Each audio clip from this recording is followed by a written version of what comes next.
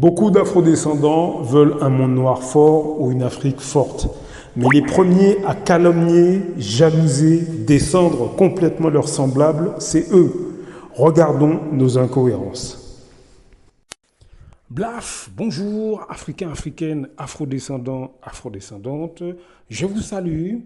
Aujourd'hui, on va replonger dans les propos que ces afrodescendants, que je vous décris dans toutes ces vidéos, ce que ces afrodescendants disent à propos du sexe opposé de leur communauté, ou enfin en tout cas de leurs semblables.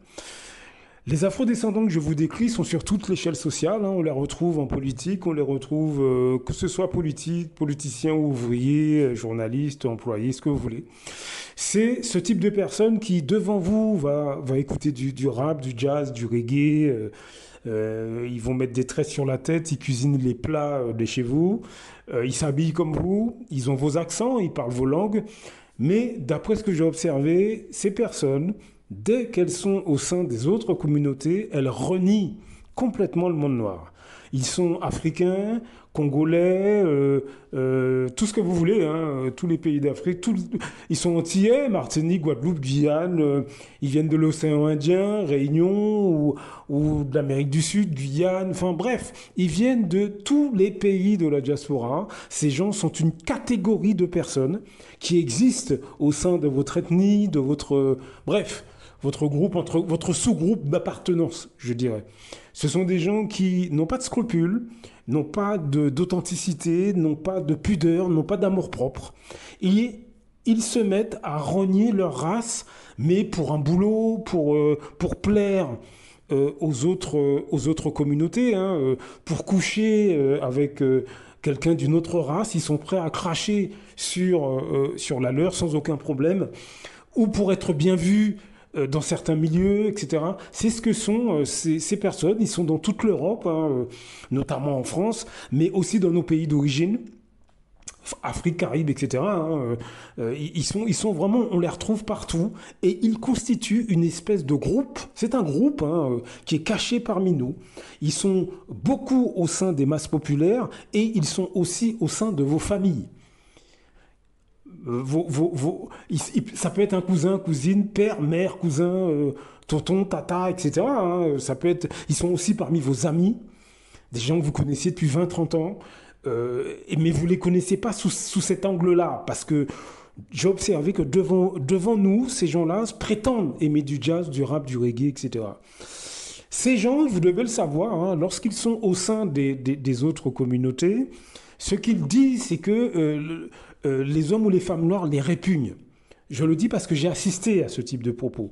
Des Martiniquais, des Guadeloupéens, des Guyanais, des Noirs français d'origine antillaise ou africaine, quel que soit le pays, ont ces propos. Ils tiennent ces propos auprès de leurs belles familles étrangères, avec leurs amis étudiants, leurs collègues de travail, etc., extérieurs au monde noir. Voilà comment ces gens parlent.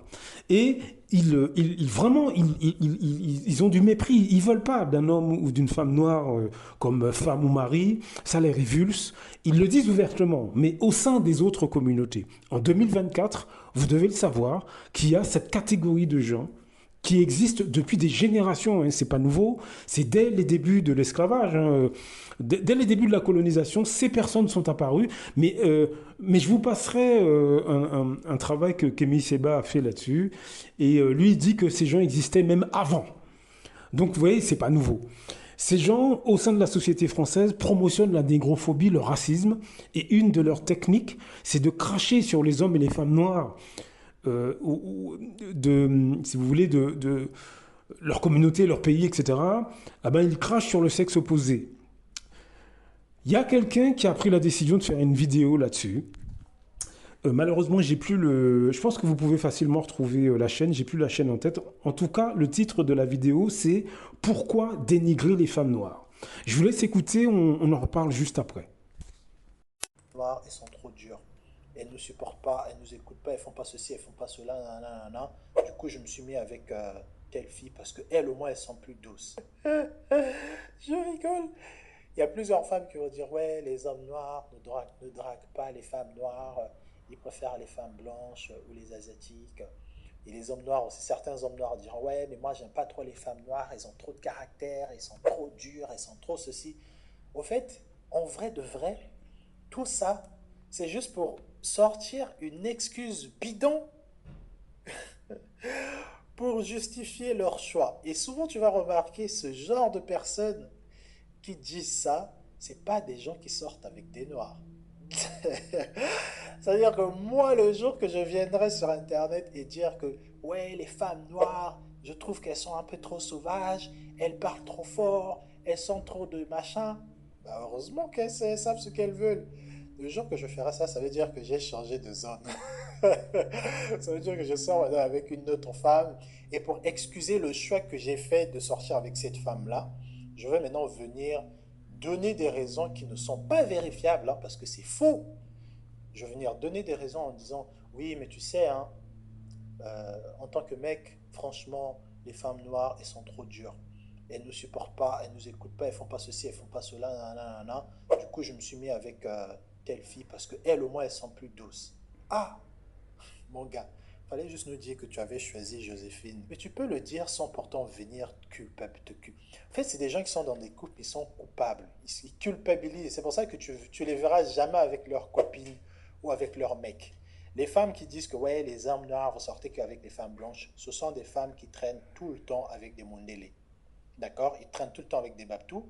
Et donc, du coup, ils vont tailler non-stop des hommes noirs ou des femmes noires parce qu'elles-mêmes derrière, au fait, elles essaient de dire ça pour dire que le jour qu'ils vont me voir avec une femme noire ou un homme noir, ils vont comprendre que je l'ai choisi parce que les hommes noirs, ils ne nous draguaient plus. En France, il y a environ 5 millions de noirs, l'Hexagone. Et en tout cas, toute la France, on est environ 5 millions. Tu penses vraiment que ton hypothèse farfelue de les hommes noirs sortent qu'avec les femmes blanches ou les femmes blanches, les femmes noires n'aiment pas les hommes noirs, tu penses vraiment que la majorité des noirs qui sont en Martinique, dans toutes les îles, en métropole, dans les villages, tu penses vraiment que cette majorité des noirs qui sont dans les banlieues, ils sortent avec des blancs? Mais t'es fou, t'es bête. Mais regarde autour de toi, quasiment tous les quartiers sont pas mélangés. Le métissage dont tu parles, c'est dans des milieux très très très très minimes. La plupart des personnes noires dans le monde, même aux États-Unis, les gars, hein, les millions de noirs qu'il y a aux États-Unis, c'est pas la majorité des noirs américains sortent avec des femmes noires. La majorité des hommes sur le continent africain sortent avec des femmes noires. La majorité des hommes en France, où il y a beaucoup plus de mixité, sortent avec des femmes noires. Les femmes noires et les hommes noirs sont ensemble. D'accord? Donc arrêtez de venir dire que oui, au fait, ils sont pas douces. Non, c'est juste que toi, tu n'étais pas bien dans ta vie. Toi, le mec ou la femme, tu n'étais pas bien dans ta vie. Tu es tombé sur un mec qui t'a mis en face ton sale caractère et qui savait ce qu'il voulait, qui avait une position forte sur ce qu'il voulait, ce qu'il voulait pas. T'as pas pu, tu t'es dit, tiens, je vais aller choisir la facilité. Tu es allé prendre un petit bateau que tu peux manipuler. Et ensuite, tu vas dire que non, les hommes noirs ils sont sauvages, ils payent pas l'addition, machin. Mais, et pareil pour les femmes noires. Ouais, les hommes noirs, ils sont trop ceci. Ou les hommes noirs, ils vont dire, ouais, les femmes noires, elles parlent trop fort. C'est quelle Elodie qui t'a menti? Tu veux que je te cite quelle dinguerie? Pardon, on va venir bloquer ma chaîne bientôt. Bref, restez dans vos choix, assumez-les. Si tu sors avec un blanc, il n'y a rien de mal avec ça, hein. Pour ceux qui vont croire que j'ai un problème avec ça, perso, j'ai pas de problème. Mais c'est juste que je trouve que c'est que. Je verrai jamais, après, peut-être que ça existe, hein, mais je connais pas un blanc qui va venir dire que oui, les femmes blanches, elles sont trop comme ceci. On voit que des noirs le faire. Des hommes comme des femmes. On voit que des noirs le faire. Venir dénigrer. Ouais, les femmes noires, franchement, elles ont trop de caractère. Euh, mais mec, donc ta mère aussi, elle est sauvage. Donc ton père aussi, ça en vaut rien. Ça en vaut rien.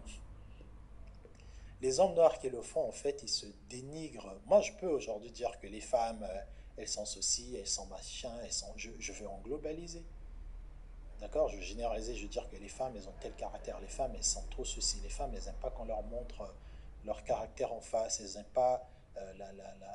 Les femmes, elles n'aiment pas demander pardon. Mais jamais je veux dire que les femmes noires seulement. Chaque communauté a une particularité. Les femmes noires, elles ont une particularité que les femmes blanches n'ont pas, mais en général, dans le noir, la femme noire et la femme blanche, quand tu la touches ou quand tu la... Hein, il n'y a pas de différence, les gars. Bientôt, ça va faire, on dirait, un discours, un discours de, un discours d'universalisme. Non, c'est vraiment juste pour dire que arrêtez de vous cacher derrière vos préférences. Si tu n'es pas pour, si tu n'aimes pas la femme noire, si tu la vois pas dans ton lit, si tu la vois pas, si tu te vois pas faire des enfants noirs là, pourquoi le problème ça va être la femme? Pourquoi c'est toi le problème? D'accord? Et ne mets pas ça sur les autres, hein. Reste dans ton côté, garde ton élodie, tu veux faire des métisses. Ok, c'est bon, c'est joli, d'accord? Mais ne viens pas dénigrer les femmes de trop ici. Ok? Bon. Vous voyez comment j'ai commencé à parler d'autres choses. Bref, allez les gars, abonnez-vous et ceux qui sont dans les podcasts, bon, j'espère que quand vous... Donc voilà, vous avez entendu les prétextes que ces gens utilisent et je vous assure que dans tous les domaines, ces gens utilisent ces mêmes arguments. Comme l'intervenant a expliqué, ils disent des choses mais qui sont difficilement vérifiables. Vous voyez ce que je veux dire? C'est très difficile de vérifier leur négrophobie, puisqu'ils changent de visage et de discours en fonction de l'endroit où ils se trouvent. C'est comme des politiciens dans nos pays, Afrique ou Caraïbes, qui affirment, ils affirment, j'ai fait ci, j'ai créé des emplois, j'ai créé 50 000 emplois, j'ai fait rentrer 400 millions pour le pays. Mais en fait, ils savent bien que la personne lambda n'a pas les moyens de vérifier ses dires. Eh ben, c'est ce que font les afrodescendants que je vous décris sur toute l'échelle sociale. Ce sont des gens manipulateurs, ce sont des gens qui écoutent du jazz, du rap face à vous, mais dès qu'ils sont au boulot avec leurs collègues de travail, extérieurs au monde noir, ils renient l'ensemble du monde noir. C'est ce que font malheureusement ces personnes. Voilà à quoi nous sommes confrontés. C'est une maladie mentale, ces gens sont complètement déséquilibrés. Et là, nous avons un problème de santé publique. En tant qu'Africain ou Afro-Antillais, etc., il faut bien que tu penses que, il faut bien que tu réalises qu'on a un problème de santé publique. Ce sont des gens déséquilibrés. François Fanon en parle, il n'y a pas que lui, mais il y en a d'autres qui en parlent. Ce sont des gens déséquilibrés qui ont un problème d'estime d'eux-mêmes. Donc ils projettent leur dégoût sur leurs semblables. Le souci, c'est qu'au passage, eh ben, ils stigmatisent leurs semblables au sein des autres communautés. Là, dans les propos qui ont été tenus, est-ce que vous avez vu les stratégies que ces gens utilisent? C'est-à-dire qu'à la base, ils ne côtoient pas d'hommes ou de femmes noires, ils ne sont même jamais sortis avec des hommes ou des femmes noires, mais ils dénigrent. Est-ce que vous voyez le truc? Ils dénigrent. Alors, il y a une autre stratégie dont j'ai déjà parlé. Ils sortent avec les pires éléments de nos communautés. Vous savez, dans toutes les communautés, il y a des gens plus intéressants par rapport à d'autres. Eh bien, ils sortent avec les pires éléments et ensuite, ils stigmatisent l'ensemble de notre peuple. Voilà ce que font des Martiniquais, des Guadeloupéens, natifs ou d'origine, hein, des Congolais, des Tchadiens, des ce que vous voulez.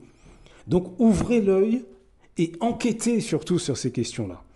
Blaf! À très bientôt.